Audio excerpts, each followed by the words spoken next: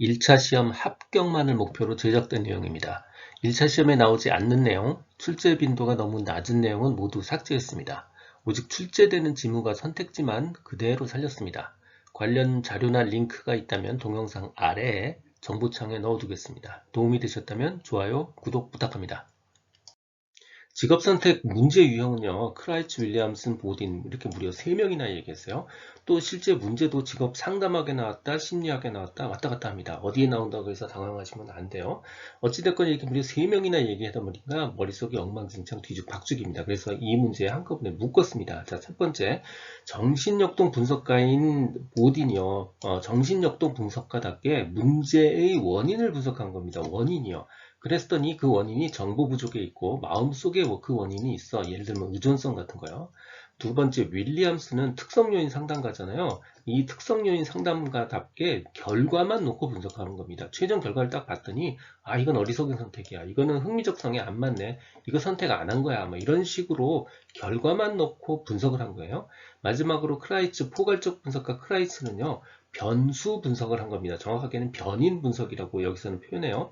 그 변수를 뭘로 잡았냐면 흥미와 적성이라는 변수를 딱 놓고 딱 구분을 해봤더니 결정성, 적응성, 현실성 이렇게 세 가지 그룹으로 나눠지더라 라고 구분을 한 겁니다. 그래서 요 세 명은 사실 굉장히 완전히 다른 이야기들을 하고 있는 거고요. 최종적으로 하나 더 기억해야 될 거, 불안과 정보 부족은 오직 보딘만의 특징적 주장입니다. 불안과 정보 부족은 오직 보딘만의 특징적 주장이라는 점 같이 기억을 해두시는 게 좋습니다. 가장 출제가 많이 되는 건 크라이츠의 3변인입니다. 적응성, 결정성, 현실성이요. 크라이츠의 문제 유형은 적응성, 결정성, 현실성으로 나뉩니다. 적응성, 결정성, 현실성이요. 각각의 성은 두 가지 형을 가지고 있어요. 각 두 가지 타입, 유형을 가지고 있다고요. 첫 번째 적응성은 적응형과 부적응형이 있어요. 부적응은 흥미도 안 맞고 적성도 안 맞는 거, 이거 부적응형이고요. 결정성에는 두 가지 형이 있어요. 첫 번째 다재다능형과 우유부단형이 있습니다. 다재다능형은 말 그대로 재능과 흥미가 많은 거예요. 그래서 결정을 못 내리는 거고, 우유부단형은 결정을 못 내리는 이유가 흥미와 적성에 관계가 없이 결정을 못 내리는 게 바로 우유부단형이에요. 현실성에는 두 가지 형이 있어요. 비현실형과 불충족형이 있습니다. 비현실형 말 어렵지 않아요. 첫 번째, 좋아하지만 흥미를 느끼는 분야가 있어서 좋아하지만 적성이 없어서 비현실적인 거예요. 비현실형. 불충족형은 뭐냐면 사람을 충족시킬 수가 없는 거야. 그러니까 흥미도 있는데 그 요구하는 수준의 레벨이 너무 낮은 거야. 그래서 적성이 너무 낮은 걸 요구해서 이 사람을 충족시킬 수가 없어. 그게 바로 불충족형입니다. 자, 여기서 포인트 하나. 현실성에는 두 가지 형이 있다고 그랬죠. 그 중에 현실형은 없습니다. 현실성 밑에 있는 것은 비현실형과 불충족형입니다. 다시 최종 정리할게요. 성이 세 가지가 있고요. 각각의 성 밑에 두 가지 유형이 두 가지씩 있는 거예요. 자, 요 구조 이해하시고요. 자, 아까 말했던 결정성 중에 우유부단함의 그 이유, 뭐 실패에 대한 두려움, 다재다능함, 완벽함 추구, 뭐 중요한 타인들에 의한 영향, 뭐 좋은 직업이 없음 등등등 있는데 요거를 기억하시는 것보다는 어차피 이거 안 맞는 거 찾는 거거든요. 그리고 안 맞는 거 찾는 것도 내용 자체가 너무 황당해요. 뭐 예를 들어서 우유부단함의 이유가 대비하는 융통성 혹은 조급함 이런 것들은 우유부단하고 맞지 않죠. 요게 맞지 않는 오답 기억해 주시는 게 더 쉬운 방법이고요. 마지막으로 미결정자나 우유부단한 내담자에게 우선되어야 될 직업상담 프로그램, 그건 바로 자신에 대한 탐구 프로그램입니다. 직업상담의 문제 유형에 대한 크라이티스의 분류 중 부적응형이요. 우리 사회 부적응자는 뭐죠? 이것도 못하고 저것도 못하는 사람이에요. 우리 크라이티스의 문제 분류는요. 적성하고 흥미를 놓고 문제를 분석하고 있는 겁니다. 그래서 모든 문장이 적성이 어떻고 흥미가 어떻고 흥미가 어떻고 적성이 어떻고 흥미는 흥미는 적성은 이렇게 되어 있어요. 자, 이 중에서 부적응형, 부적응자는요, 흥미도 안 맞고 적성도 안 맞는 사람 바로 부적응형입니다. 정답 4번 부적응형이에요. 크라이티스의 문제 유형은요, 흥미와 적성을 대상으로 해서 분석을 하는 거고요. 세 가지 변인, 즉 세 가지 변수로 흥미와 적성을 분석하는 겁니다. 세 가지 변수는 첫 번째 적응을 하고 있느냐, 두 번째 결정성이 있느냐, 세 번째 현실적이냐, 이렇게 세 가지 변수로 흥미와 적성을 문제를 풀어보고 있는 겁니다. 그 중에서 적응성, 적응하고 있느냐는 딱 두 가지밖에 없죠. 적응한 사람, 못 적응한 사람. 못 적응한 사람, 부적응형은요, 흥미도 안 맞고 적성도 안 맞는 사람, 바로 부적응형에 해당합니다. 직업 선택 문제들 중 비현실성 문제와 가장 거리가 먼 거요. 이렇게 흥미가 어쩌고 적성이 어쩌고 적성, 흥미, 적성 이렇게 얘기하는 거 모두 다 크라이티스의 문제 유형입니다. 크라이티스는 세 가지 변인, 그러니까 세 가지 변수로 흥미와 적성을 나누어 보고 있는 겁니다.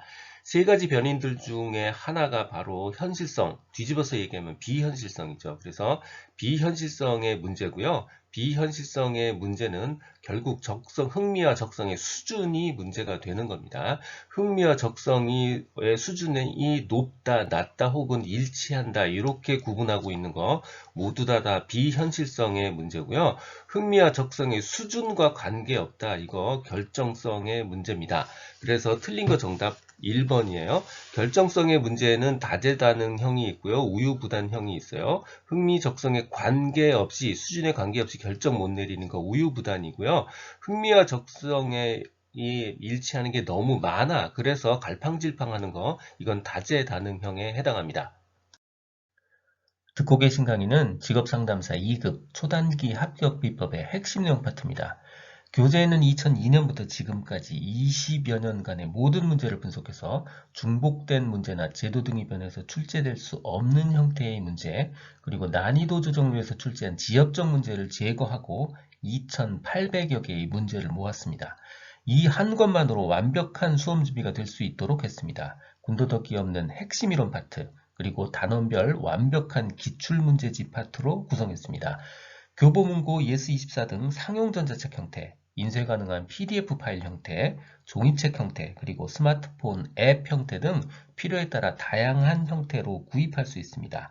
동영상 아래의 댓글에 구매 링크를 넣어드렸습니다. 윌리엄슨의 직업 문제 변별 진단입니다. 마찬가지로 상담학과 심리학을 왔다 갔다 하면서 출제됩니다. 윌리엄슨의 변별 진단 네 가지요. 요 앞에 두 가지는 진로 선택 전의 이야기고요. 요 밑에 두 가지는 진로 선택 후의 문제입니다. 자, 첫 번째 진로 선택 전에는 진로를 아예 못 선택한 무선택의 케이스가 있고요. 두 번째는 선택했다고 하는데 결과적으로 확신을 부족 상태이거나 혹은 진로 선택에 대해서 여전히 불확실한 경우, 요게 두 번째 케이스입니다. 자, 세 번째 변별진단 케이스가 바로 여기서부터 선택을 한 거예요. 했는데 흥미와 적성에 모순이 생긴 경우에, 즉 흥미나 적성에 안 맞는 거예요. 자, 여기서 우리가 주목해야 될 오답이 있습니다. 흥미와 적성의 모순이지 흥미와 가치 간의 모순은 아닙니다. 가치 아니에요. 요거 오답이 주목하시고요. 마지막 케이스가 뭐냐면 현명하지 못한 직업 선택이에요. 어리석은 선택이라고도 표현해요. 예를 들면 성공 가능성이 없는 거, 혹은 목표나 흥미에 안 맞는 거, 혹은 손해보는 선택. 예를 들면 자기 능력보다 너무 낮은 걸 선택하는 거예요. 이런 것들이 바로 모두 다 어리석은 선택, 현명하지 못한 직업 선택입니다. 현명하지 못한 선택에 해당하지 않는 단어들, 성급한 선택 이거 해당하지 않고요. 무선택도 해당하지 않습니다. 윌리엄슨의 직업 문제 분류 범주에 포함되지 않는 거예요. 직업 문제에서 우리가 가장 먼저 기억해야 되는 거예요. 불안하고 정보 부족은 보딘의 특징적 주장입니다. 그래서 윌리엄슨의 분류 범주다 해당되지 않는다. 바로 정답 3번이에요. 우리가 반드시 기억해야 되는 거 불안과 정보 부족은 보딘의 특징적 주장이다. 이거 가장 먼저 기억을 해둬야 됩니다.